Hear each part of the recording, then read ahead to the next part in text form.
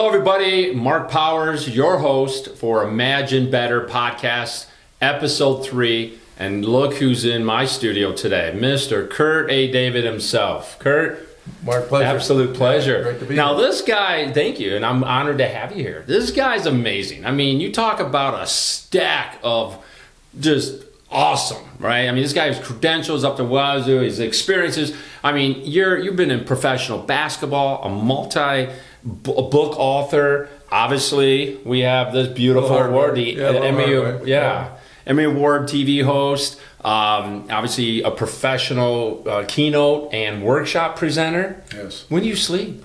Rarely. Yeah. The fun part is that I believe all of us have a need to remain relevant, right? And as you move along in life and our journeys, it's looking at how do we change? How do we continue to remain relevant? Yeah. And, that's been the biggest challenge for all of us, right? We all want to be relevant in the sense of having an impact on people. Absolutely. So that's interesting because, well, today's topic is seeking to adapt change, which he is the change champion.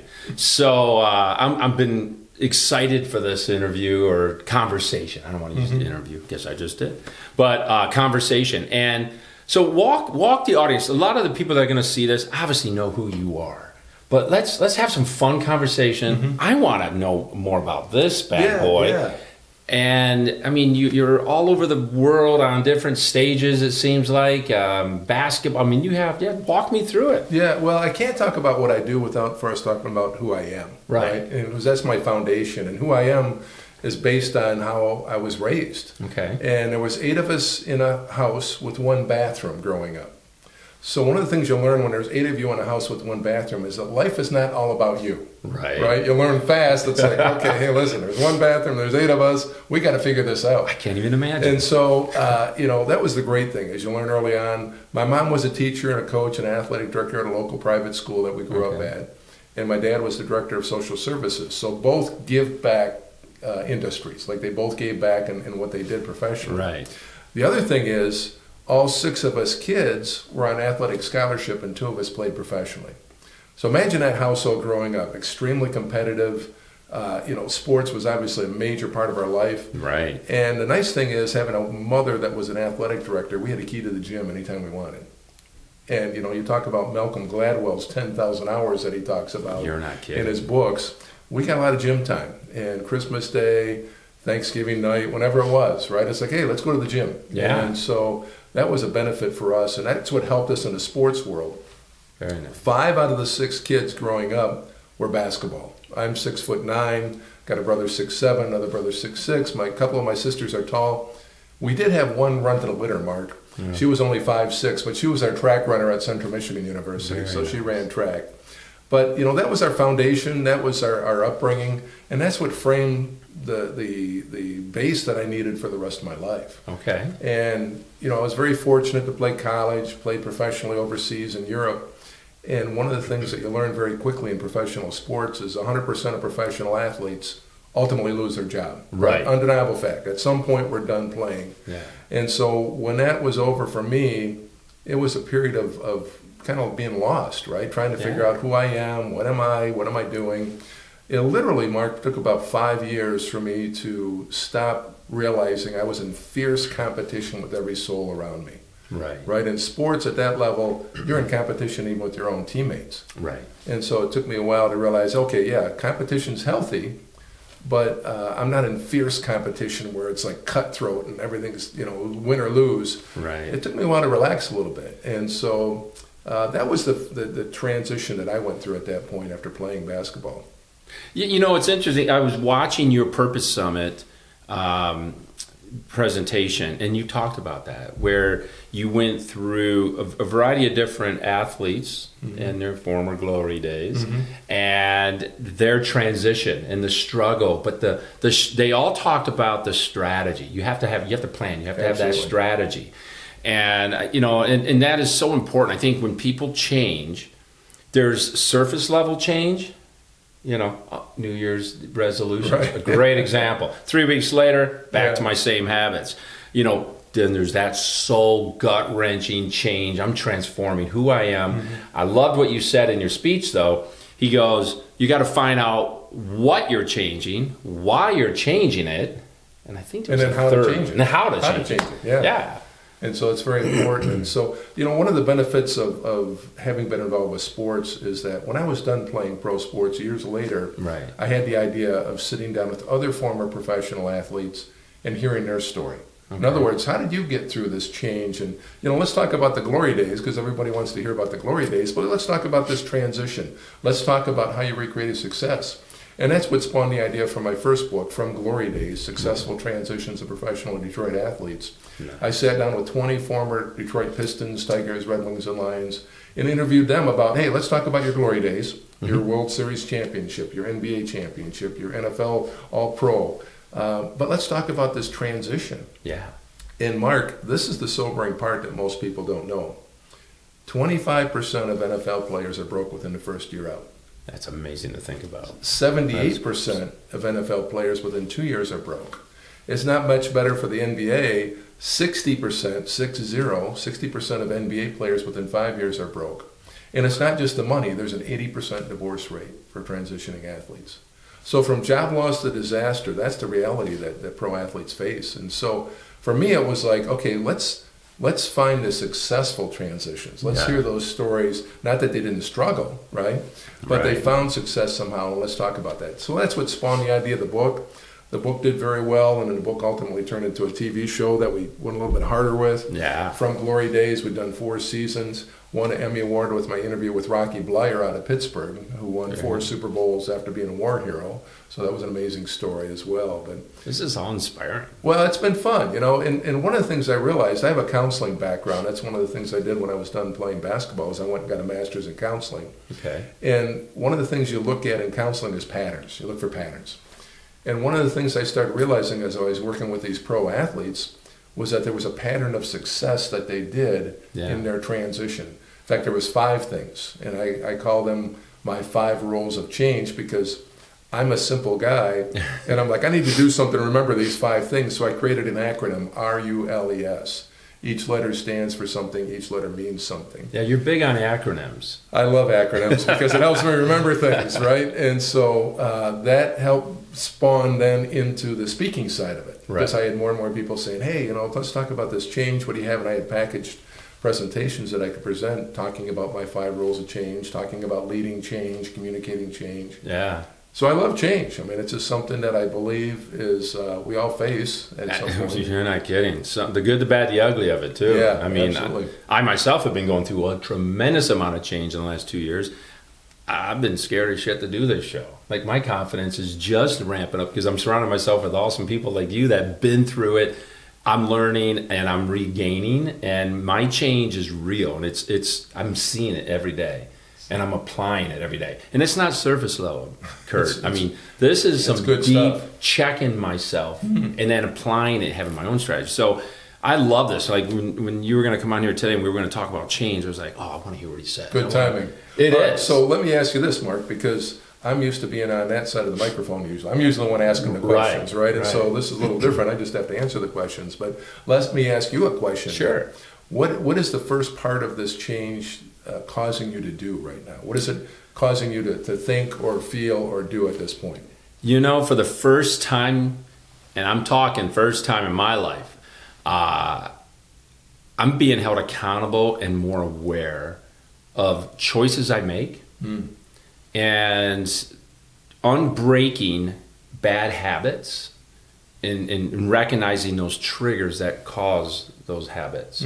Interesting. Yeah. So would you say it's like a refocus for you? Like you're having to refocus? Yeah. I believe, like I even talk about this in my book, is a lot of our childhood experiences carry into our adulthood, and a lot of us don't really think about that or aware of it. And and I've said it in my last 2 episodes. The last year, I've been going to therapy every Tuesday. I love it. I'll never stop going. Never stop going. It's given me a fresh perspective on why. Talk about getting behind the why. My change, I needed change. I was, it took a very special person in my life to force me to change because I had that ultimatum, right? I had to either go this way or I'm going to lose this. And it's not like I'm out there being reckless. It was just, I don't know, my whole life, I kind of did these things. And some people said I was like overly cocky, confident, it's borderline cocky.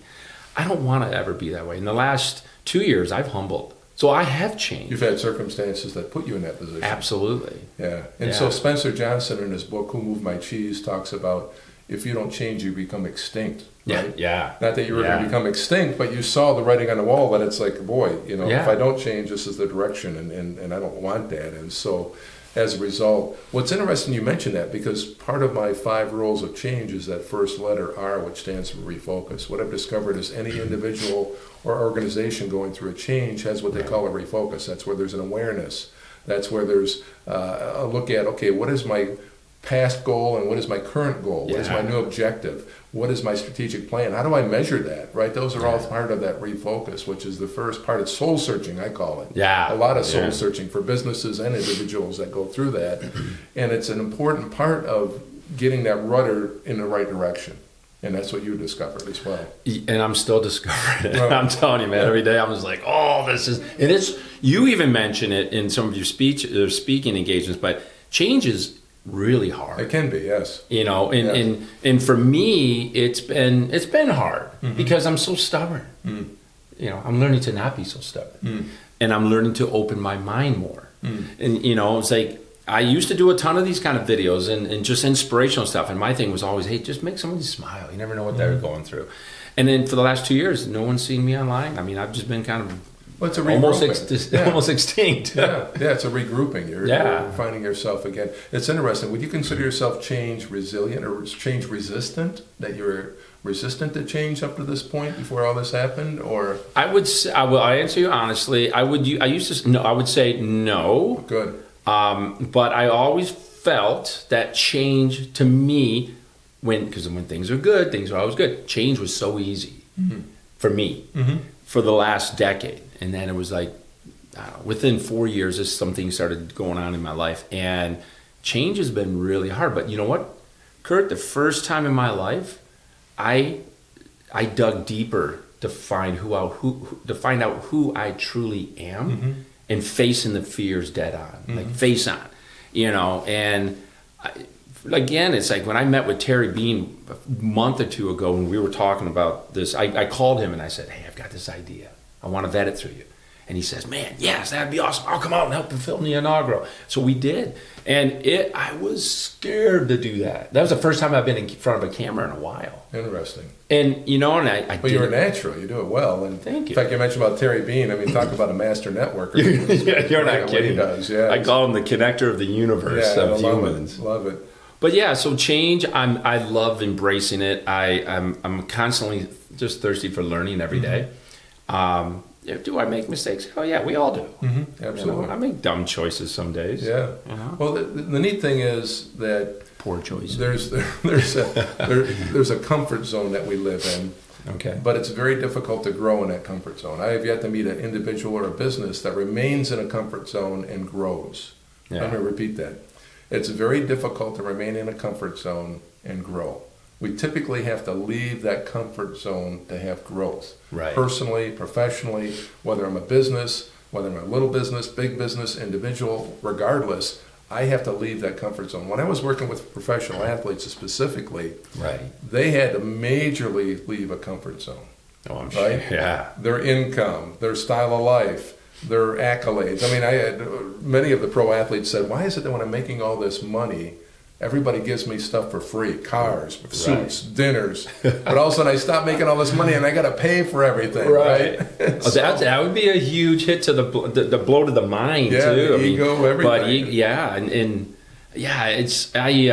I read that before, and then recently I was watching some of your speaking, your keynotes, and you have mentioned this quite a few times, and I can only imagine how even scary that would be for these guys. Even if they do have a plan and they have a full strategy and where they're going, they know where they're going, or at least they know where they're going. You talk about they have to have resources. Sometimes they lack resources and they don't have the ability to recognize that change, right? I mean, what was it? Darren McCarty you mentioned about. I mean, talk about Yeah, 4 Right. Stanley Cups Yeah. to drug addictions, gambling addictions, bankruptcy, divorces. I mean, his next step would have been death, literally. He was in that kind of he a was spiral. spiraling down. But look at him now. Yeah, fortunately for Darren, he sought the help that he needed multiple times, over and over again, and finally found what he needed. He said one of the best things when I interviewed Darren, he said one of the best things for him was writing his book, writing his life, that had helped him realize some of the things along the way, kind of like you're discovering. Some of the things along the way that, boy, this is not beneficial for me, and I need to let go of this, which is part of my 5 rules. Letting go is an important part of it, because there's certain things we have to let go of in order to move on. One of the things we have to let go of are championships. Right? Hey, so what? Right? For Darren, 4-time Stanley Cup champion. So what, man? Look at you now, right? Right. And for many of us, it's like, oh, okay, I have to let go of this way of thinking. Or I have to let go of this accomplishment. Or maybe this failure I need to let go of and realize, hey, I need to move forward. And in order to move forward, I have to let go of that emotionally, practically. And so that's the fun part about the change process. And it can be very simple. One of the things I like when talking about change, Mark, is I really believe one of our motivations is to remain relevant. I really do. I believe that's one of our motivations for the need for change. And I don't mean relevant in the sense of I'm a puffer fish, I want to stay a puffer fish. For me, it's a matter of what is my impact on life? Because what I've learned is money's great, having titles great, positions are great, but the real value in life for me is having an impact on people's lives. Oh, I love that. And if you can find a way to remain relevant and do that and make a living, wow. Right? Yeah. I mean, you get all the boxes checked there, in my opinion. Yeah, and I think that's a big shift for most people in terms of their mindset, to be able to embrace that approach. And so if you guys, when you're watching this, I would, Kurt and I would love to see your comments. Like, what are some of the changes that you're either going through, struggling with, trying to find resources that help you with that change? And, if you've gone through it already and you're now on top of your game again, share what that experience is. We would love to, I know I would love to read that, and then other people in our audience could learn from that. Yeah, absolutely. That's the goal is, we all learn from each other. In other words, the things that I've done along the way, I've learned from other people and then continue to embrace and enhance. And same thing for you as well. And so it's very important. That's one of the things that I hear from many businesses and individuals, asking for help, knowing when to ask. That's hard. Yeah, I mean, you went through it, right? It's like at some point you're like, well, I need to go to therapy on Tuesdays. This is really good for me. Right. Good for you for recognizing that, right? Especially as a male guy, I know. Sometimes we're like, I can do it, right? Exactly. So, I did that for too long, Kurt. I am done with that. I have no shame in saying I need help or I need to seek help. No problem anymore with that. I can honestly tell you, Mark, one of the things I do not miss about being involved with sports, is that ego side of certain people, right? Sometimes it's like the puffer fish, like I'm the baddest bad of ever, and and I don't miss that whatsoever. And that part of that is understanding, like you said, you've been humbled these last couple of years. We all have a need for a little bit of humble pie every once in a while. Right. We've all been there. Hopefully it's a short path, but realizing that remaining humble doesn't mean that I think less of myself. Right. It just means that I think less of who I am in the sense of, I'm worthy, but yet I also understand it's not all about me. Like I said early on, 8 people in one house with one bathroom. Talk about humble pie. I can't even imagine that. I'm telling you right now. Day, especially. Talk about imagine better. Yeah, exactly. Yeah. I mean, imagine kids growing up today thinking, what do you mean I don't have my own bathroom, right? I get my own bedroom. I don't have my own bathroom now, too. Yeah, you turned out all right. Look at you. Yeah, well, arguably. Talk to my wife, I guess. Yeah. But what's interesting is I just wrote an article about it on LinkedIn this morning. Opposites attract. And my wife is, I don't want to say she's anti-change. Right. She is definitely change resistant. And so it's interesting how opposites attract. That here I am, I love change, I love embracing change, I love helping people navigate change and adapt to change, and yet she's kind of change resistant. And so it's ironic that we ended up together like that. Those will be some interesting conversations at his kitchen table. Oh, at dinner. They are, believe me, everywhere in the house, every part of the house. Oh my goodness, I love that. I want to know a little bit more about this, and then I want to also learn a little bit more about your why. Like, you transitioned from professional basketball into the world you are now in. And you know, we covered a little bit, but I want to understand, like, what was your why? Like, out of all the things you could have done, I mean, you obviously are an individual who loves helping people. Yes, yeah, that's at the core. You know, it's interesting because I didn't mention a gap in there. So when I was done playing pro basketball, I took a year off. And Okay. I'm like, I just need to figure things out. You know, and it was really a hard year for me in the sense of that soul searching, right? Yeah. Trying to figure this out. Partway through that year, I got tired of feeling that way, and I said, I need to do something productive. So I went to graduate school full time, and it started my foundation of getting a master's in counseling. So I have a Okay. master's in counseling, Right. and that's what I started doing. I actually became a middle school counselor, and I did that in my previous professional life. So during that journey is when I came up with the idea of the book, started doing a TV show, started doing speaking, to the point where it's like, okay, I love what I do working Right. with kids and families, but this is going this way and this is the direction I'm going to go. So there was a transition point where I left that Yeah. and started getting into the TV, started getting into the speaking. Talk side. about a leap of faith. Yeah, well, you know, it was, and I loved what I was doing. That was the hard part for me, was I really enjoyed Yeah. that, but I enjoyed this a little bit more, if you can say Right. it that way. And so you asked about, you know, the hardware here. I love how he calls it his hardware. Yeah. You get that at Home Depot, Kurt? Yeah, sure. It's heavier than you realize, too, isn't it? Oh, I mean, that's man. one of the things. Look at that, everybody. Look at how beautiful that is, huh? So to me, Unbelievable. this is not necessarily something to be like, oh man, look at me. That's a huge accomplishment. Well, it's a team that does it. It's not Right. just Kurt. It's a whole team of people, and that's one of the things I want to recognize as well. And I did it the night that we got this. Is you recognize the people that are involved that build up to that, right? Right. Being from the country, they always say, if you find a turtle on a fence post, you know it didn't get up there by itself. Interesting. I've never, yeah. If you Yeah. find a turtle on a fence post, Right. you know it didn't get up there by itself. And so, same thing, right? And so, you know, literally, there's a team of people that get you to where you want to be. It's not Right. individually, and so that's a very important part of that. Yeah. The journey for the TV show was interesting because after the book, we actually trying to decide between a radio show and a TV show. Okay. And we talked to a lot of the local sports networks in Detroit for radio. At that time, they were going through a lot of transitions, though. And I'm like, you know, it seems a little unstable, so let's go to the route of TV. Right. So literally, I have no background in television, zero whatsoever, other than being interviewed on TV. But I have no Interesting. background as far as production, knowing how production works or how to host a show. And I went to one of the local producers and said, hey, you know, here's my concept. He's like, love it, let's do it.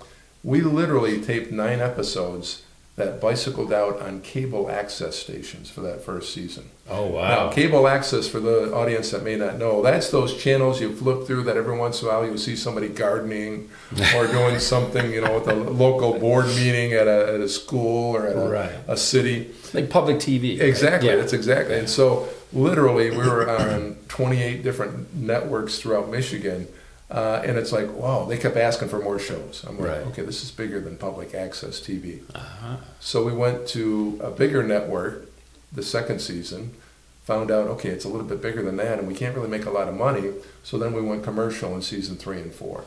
And that's when things started expanding a little bit more. It's been a lot of fun. It's been a learning experience, I can tell you that, because I really have learned a lot about production, about television, you know, the ins and outs. For anybody interested in having their own TV show, which is basically, you know, I own this show, is that the first 2 hurdles, because I have people who approach me all the time, Mark, Right. and a concept for a show. Great. First 2 hurdles. How is it going to be funded? Mm-hmm. What's the distribution path? Where's it going to be distributed at? Right. Now, with the digital platforms today, there's a lot more options than there were in the past, but the funding part's a huge part of it. Yeah. I can't tell you how many people have come to me with, oh man, I got this TV concept. Great. How's that going to get funded? Yep. What's the distribution path? Well, I don't know. It's like, okay, well, you need to find out answers for those questions. Those are 2 big ones for Huge. sure. Yeah, whether it be a small little production that you're doing or a large, Yeah. you got to fund it somehow. Yeah. Right? I mean, you understand, right? This isn't Yeah. free. No, I mean, and this is nothing that you're used to, but I mean, Yeah, I mean, my studio's changing every week, guys. I mean, the sound quality I'm trying to enhance, the lighting. I'm not a light engineer. Pretty soon we're going to be in New York. We're going to be doing it, at Times Square or whatever. On my jet plane flying to LA, New York, and Miami for my shows every week. You're going to join me, right? Well, I'd be happy to. I'd be honored to, yeah. If you guys are, again, going through something in your life and you're truly seeking change, comment below. I really would love to understand, or message us privately. It depends on how personal it is. Or if you have questions about something that Kurt and I talked about today that you want more clarification around, please comment. We'd love to get you guys. We'd love to get engaged with you guys. Episode 3, guys. We're moving along here, and Kurt, it's an absolute honor, pleasure to have you in studio with me today. Love what you're doing. I was worried that I'd be like, but this looks good right here. Yeah, I mean, get my chair a little bit lower, so it's good where I like that. But everyone, thank you so much for your love and your support and guidance. And we have an amazing lineup of guests. So if you haven't checked us out yet, go to imaginebetterpodcast.com, follow our content, and share it, because we want to be able to reach, or I should say, I want to be able to reach a much wider audience to really help and inspire and provide resources and guidance to those that need it. So that's the ask I have for all of you. You guys have a great day. Thanks again for watching. Thank you so much. Didn't even hurt, did it?